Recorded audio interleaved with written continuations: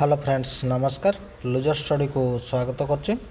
Odisha staff selection commission तरफ notification आसी आमर रिटन एग्जाम पाई तो कौ पोस्ट थिला कौ डेट रे हबो आमर रिटन एग्जाम से विषय रे पूरा डिटेल्स देखिदेबा नोटिफिकेशन विषय रे हला।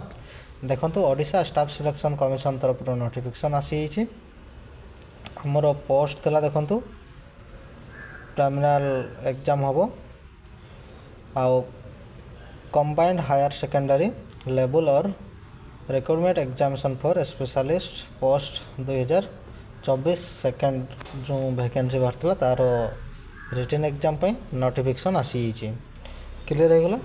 आमर रिटन एग्जाम जो हम रिटन एग्जाम जो हम आमर 16 फेब्रुआरी 2025 रविवार दिन हम है क्लियर हो गला।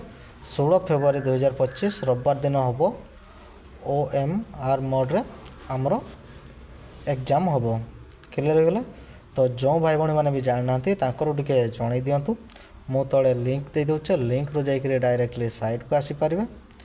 आ वीडियो जदि भल लागुता लाइक शेयर कर दिंतु आउ एपर्यंत जदि मो चैनल को सब्सक्राइब करना सब्सक्राइब कर दिंतु। जॉब रिलेटेड जो भी नोटिफिकेशन आसो मु मो चैनल माध्यम आपन को जनइबी। तले भी लिंक दे दूचे लिंक रो भी जाइकरी डायरेक्टली साइट को आसी पारिबे। आ जो भाई भाई मैंने नोटिफिकेशन विषय रे जानि नांती तांकर टिके नोटिफिकेशन विषय रे जणई दियंतु हला। क्लियर हो गला। धन्यवाद।